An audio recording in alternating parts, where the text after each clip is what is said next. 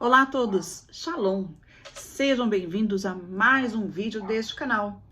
Hoje, para variar, vamos falar de algo sobrenatural. Vamos falar também sobre o aspecto teológico, sobre a vida após a morte, segundo a crença egípcia. Isso, vamos falar um pouco sobre cultura egípcia, no que tange especialmente a questão da vida após a morte. Sim, os egípcios antigos, eles acreditavam que a nossa passagem terrena, ela era apenas uma parte daquilo que seria uma vida real, no porvir, após a morte. Ou seja, que a nossa vida terrena, ela era transitória. Portanto, o destino da nossa alma após a morte era o que realmente significava, né? E esse destino após a morte, ele era decidido através de um julgamento. Havia um tribunal que julgava o destino dessa alma, se ela herdaria, né, a vida eterna, a ressurreição, ou se ela iria para um lado do submundo da morte para ter a sua alma destruída por Amut. Para entender mais ou menos como funcionava isso, então eles entendiam que a vida era passageira, que a vida após a morte valia muito mais, que essa sim, né, era eterna, né? Então era com isso que eles tinham que se preocupar. O que então os faraós criaram em cima desse conceito? Bom, se a vida após a morte é o mais interessante, então eu vou acumular riquezas para a minha vida após a morte. Então, as riquezas que eles juntavam, eles guardavam para ser usada após a morte. Veja que interessante. E os sacerdotes, especialmente, tinham cuidado, né, com orientar e ajudar o povo e o faraó com relação a isso. E aí eles criaram aquelas famosas esfinges, aquelas famosas tumbas, né, aqueles sepulcros ali do Egito, e eles são todos desenhados, né, em aeroglifos. Por quê? Eles entendiam que eles deveriam contar a vida da pessoa numa linguagem que, independente da época, essa pessoa pudesse entender. Por quê? Mesmo se ela fosse desde a 22ª dinastia, a primeira ou vice-versa, ela entenderia o que está escrito porque eram desenhos, né? Tinha o símbolo, por exemplo, o pássaro, que significa para nós a letra W. Então, eram desenhos que representavam uma forma de comunicação escrita. E nesse intuito, eles consideraram assim, bom, se o mais importante é ressuscitar, é a vida após a morte, então vamos deixar escrito toda a vida da pessoa, vamos deixar escrito numa letra que ela possa entender, independente de quando ela retorne à vida, né, após a morte. Vamos contar as histórias dela, os feitos dela, a família dela. Vamos deixar tudo registrado. E isso é registrado ali nesse mausoléu, né, egípcio. E é isso que basicamente significam aqueles aeroglifos, aqueles desenhos que a gente costuma ver, né? Bom, então eles entendiam isso. Então aí eles juntavam dinheiro.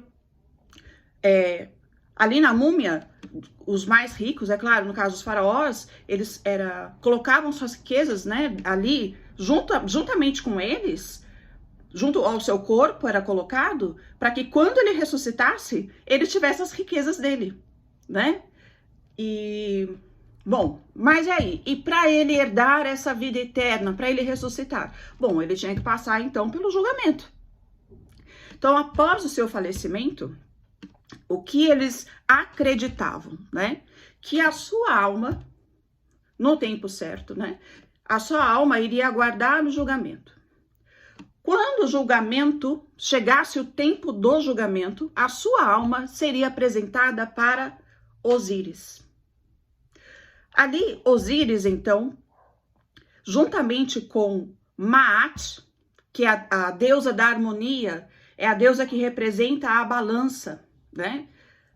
Maat vai considerar o peso da balança. Mas o que vai ser pesado ali? O coração.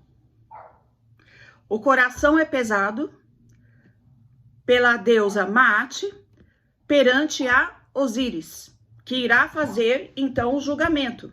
Só que Osíris não faz o julgamento sozinho. Osíris faz o julgamento com 2 testemunhas e também com 42 juízes.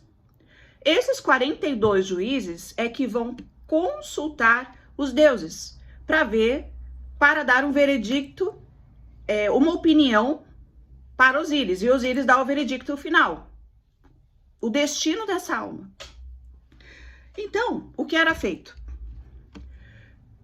Os faraós, eles tinham receio de que o coração deles não passasse pela balança de Maat, que é a deusa da harmonia, ela que tem aquela balança de ouro. Só que de um lado da balança tem uma pena.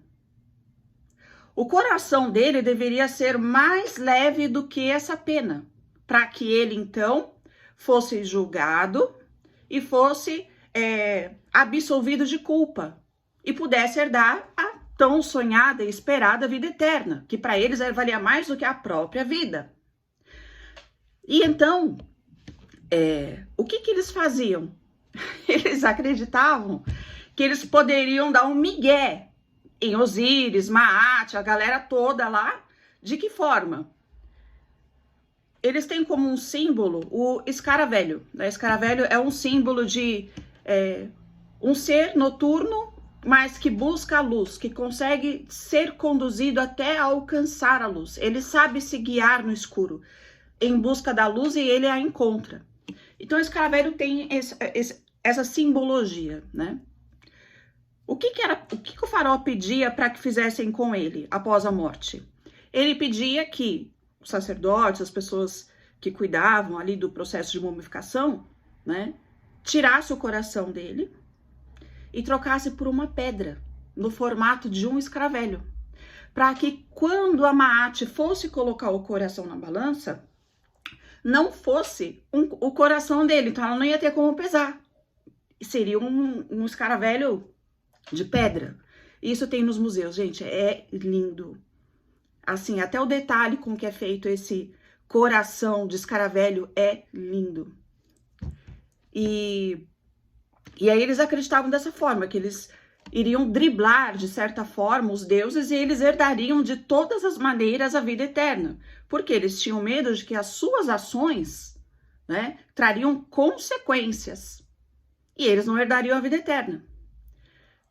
Caso isso não acontecesse, se eles não fossem aprovados, qual seria o destino de sua alma? A sua alma seria buscada ali no submundo, porque quando a pessoa falece, segundo a crença deles, a pessoa vai para um submundo, fica lá nesse submundo, que seria no hebraico o Sheol.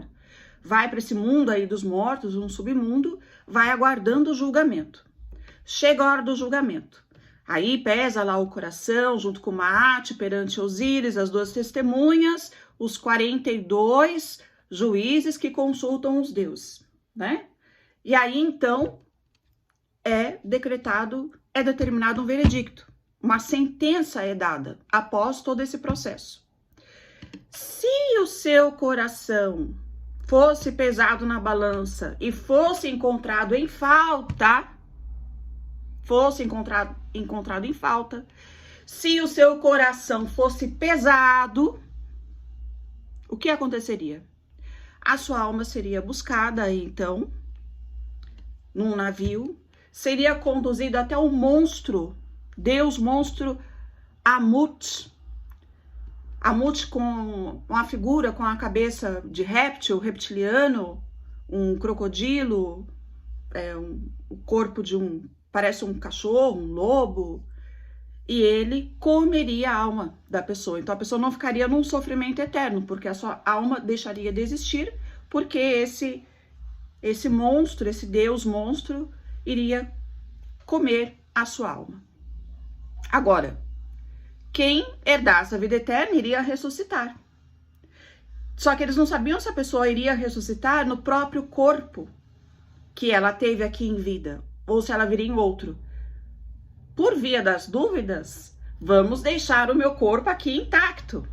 Mumifica o meu corpo, porque caso a minha alma volte e queira voltar nesse corpo, ela vai encontrar toda a sua história, vai encontrar todas as suas riquezas acumuladas aqui para uma vida eterna. E o corpo também preservado.